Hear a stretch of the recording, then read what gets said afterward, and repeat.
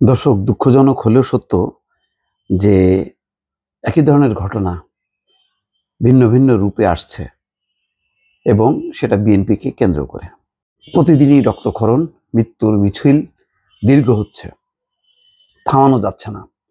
আরেকটি ঘটনা ঘটেছে সাভার ধামরাইয়ে। ধামরাইয়ে রাজনৈতিক বিরোধে বিএনপি নেতাকে কুপিয়ে হত্যা। বৃহস্পতিবার বেলা 11টার দিকে উপজেলার গাঙ্গুটিয়া ইউনিয়নের জলসা এলাকায় এই ঘটনা ঘটে। নিহত আবুল কাশেমের বাড়ি উপজেলার গাঙ্গুটিয়া ইউনিয়নের জলসা এলাকায়। বয়স তার 55। তিনি গাঙ্গুটিয়া ইউনিয়ন বিএনপির সহসভাপতি ছিলেন। রাজনৈতিক বিরোধের জেরে তাকে হত্যা করা হয়েছে বলে ধারণা স্বজন এবং পুলিশের। দেখেন, সব জায়গায় রাজনৈতিক বিরোধ, এমন কোনো জায়গা নেই। এবং সেই বিরোধটা কোন পর্যায়ে? একেবারে হানাহানি, মারামারি, কোপাকুপি এবং নিধন। মানে খুবই দুঃখজনক। আজকে আমার মনে হয় আরো একটা কি দুইটা আপনাদেরকে এই খবর জানালাম। প্রতিদিনই চলছে কিন্তু এটা। নিহত কাশেমের ভাই খলিলুর রহমান জানান, বেলা 11টার দিকে বাড়ি থেকে বের হওয়ার পর কিছুটা দূরে সড়কে পৌঁছানোর পর ফাঁকা জায়গায় কাশেমকে কুপিয়ে গুরুতর আহত করে সন্ত্রাসীরা। পরে সাভারে বেসরকারি এনাম মেডিকেল কলেজ হাসপাতালে নেওয়ার হলে চিকিৎসক তাকে মৃত ঘোষণা করেন। তিনি বলেন, মনে হচ্ছে রাজনৈতিক বিরোধের কারণে এই হত্যাকাণ্ড ঘটেছে। কারা কুপিয়েছে, কতজন ছিল, সেটা এখনো জানা যায়নি। এনাম মেডিকেল কলেজের চিকিৎসক বলছেন যে আবুল কাশেমকে মৃত অবস্থায় হাসপাতালে আনা হয়। তার ডান পায়ে এবং পিঠে গভীর ক্ষতচিহ্ন রয়েছে। প্রাথমিকভাবে ধারণা করা হচ্ছে যে অতিরিক্ত রক্তক্ষরণের ফলে তিনি মারা গেছেন। ময়নাতদন্তের পর মৃত্যুর প্রকৃত কারণ জানা যাবে। গাঙ্গুটিয়া ইউনিয়ন বিএনপির সভাপতি মোজাম্মেল হক বলছেন, স্থানীয় বিএনপির একটি অংশের সঙ্গে প্রভাব বিস্তার করা নিয়ে কাশেমের বিরোধ ছিল। সেই বিরোধের জেরেই এই ঘটনা ঘটেছে।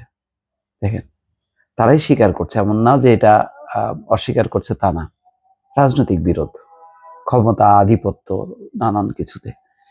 নিহত কাশেমের ছেলে কামরুল হাসান দাবি করেন, দলীয় কোন্দল এবং স্থানীয় আওয়ামী লীগের রাজনীতির সঙ্গে জড়িত কয়েকজন মিলে তার বাবাকে হত্যা করেছে। তিনি বলেন, তারা চাপ পাতি দিয়ে বাবাকে আঘাত করে। সন্দেহ করছি আবুল বাসেদ, আব্দুল জলিল, বিল্টু, বাবুল, সায়েম সহ 7 থেকে 8 জন জড়িত ছিল। তারা ঢাকা জেলা যুব দলের সভাপতি ইয়াসিন ফেরদৌস মুরাদের রাজনীতি করেন। অভিযোগের বিষয়ে যুবদল নেতা ইয়াসিন ফেরদৌস বলেন, সন্ত্রাস নৈরাজ্যের রাজনীতির কোনো সুযোগ বিএনপিতে নেই।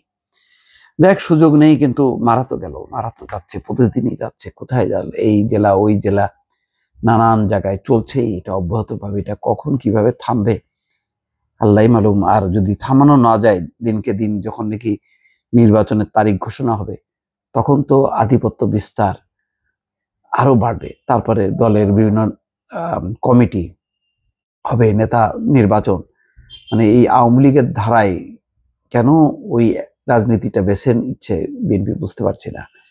আর আওয়ামী লীগও সম্ভবত এইরকম রক্তক্ষরণ ঘটেনি গত কিছুদিন থেকে। সে গত 2-3 মাস ধরে যে পরিস্থিতি, আস্তে আস্তে সেটা আরো ভয়াল রূপ নিচ্ছে। এটা কি চিন্তা করছে বিএনপি আমি জানি না, কিন্তু সাধারণ নাগরিক হিসেবে বা একজন গণমাধ্যম কর্মী হিসেবে আমি খুবই উদ্বেগ প্রকাশ করছি। এই কারণে বাংলাদেশের প্রধান রাজনৈতিক দল বিএনপির কাছে মানুষের অনেক প্রত্যাশা। সেই প্রত্যাশার বদলে যদি প্রতিদিন খুনোখুনি হয়ে নিজেরা মারা যায়, তাহলে সেই প্রত্যাশাটা খুবই মানুষ হতাশ হবে, এটাই বলা যায়। দর্শক, ভালো থাকবেন। আল্লাহ হাফেজ।